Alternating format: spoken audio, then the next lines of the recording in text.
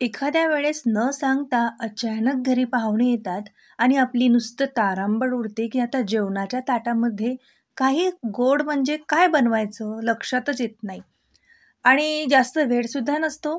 तर अशा वेळेस ही रेसिपी अगदी परफेक्टच राहील. कुठलीच पूर्वतयारी न करता हा पदार्थ बनून तयार होतो.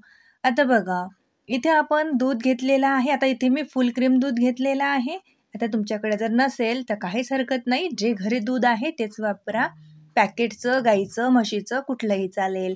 आणि आता किती प्रमाणात तुम्हाला हा पदार्थ बनवायचा आहे त्यानुसार दूध घ्यावं. जसं अर्धा लिटरमध्ये होईल का? 1 लिटरमध्ये होईल का? किंवा 1.5 लिटरमध्ये होईल का?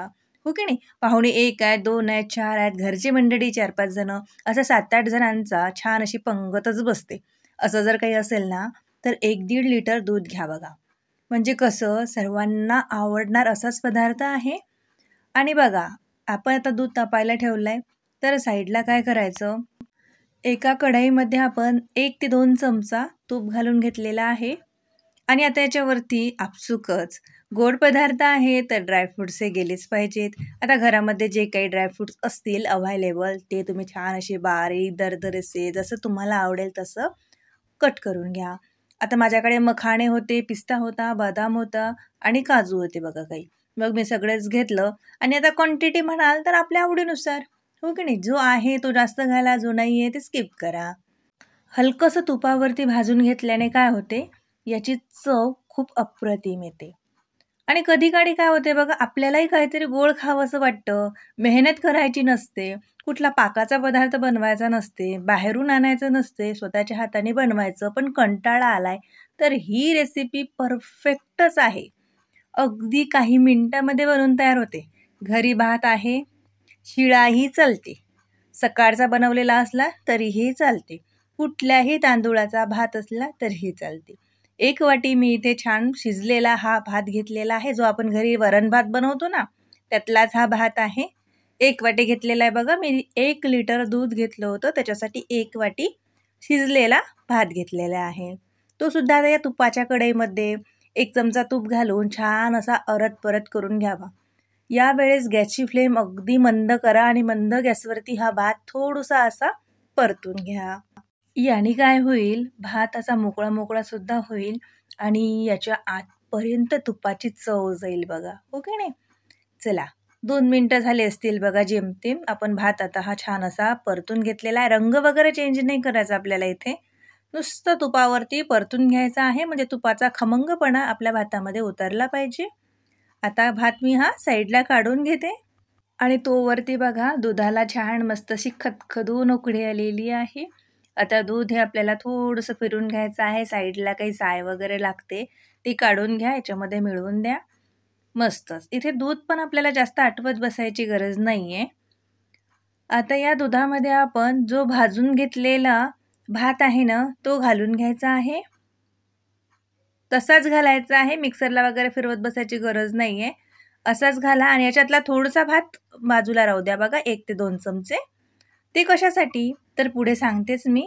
कारण आपण इथे दूध आटून घेतलेलं नाही आहे, नुसतं दुधाला उकळी आणलेली आहे. त्यामुळे आपल्या या छान अशी याला खिरीला अशी घट्टसरपणा यायसाठी, एक दाटसरपणा यायसाठी, लच्छेदारपणा यायसाठी आपल्याला ती ट्रिक वापरायची आहे. म्हणून याच्यातलाच 2 चमचे, 2-3 चमचे म्हणा, भात आपण साईडला ठेवलेला आहे.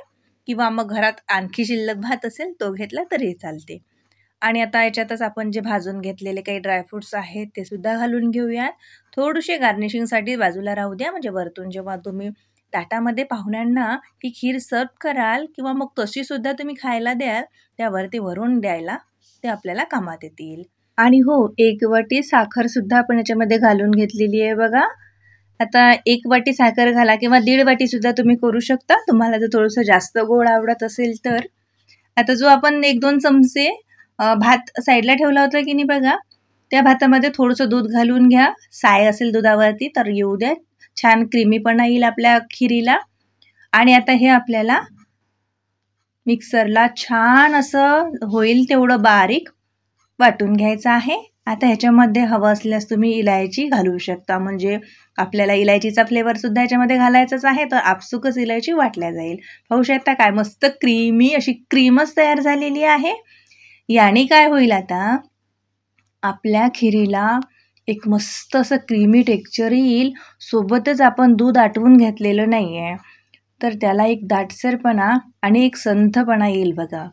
भात जो घातलेला आहे तो एकीकडे, दूध एकीकडे, ड्रायफ्रुट्स एकीकडे, असं काहीच होणार नाही आहे. सगळं आता एकजीव होईल. मस्त असं दाटसर, लच्छेदार आपली इथे इन्स्टंटवाली खीर बनून तयार होणार आहे.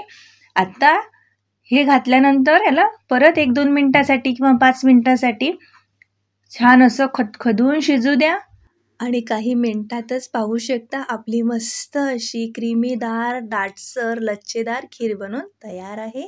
तर चला, वरतून गार्निशिंगसाठी काजू, बदाम, पिस्ताचे काप घातलेले आहेत आणि इथे खीर सर्व करण्यासाठी तयार आहे. अगदी काही मिनिटांमध्ये बनवून तयार होणारा गोडाचा पदार्थ तुम्हाला नक्कीच आवडला असेल. प्लीज लाईक करा, चॅनलला सुद्धा सबस्क्राईब करा.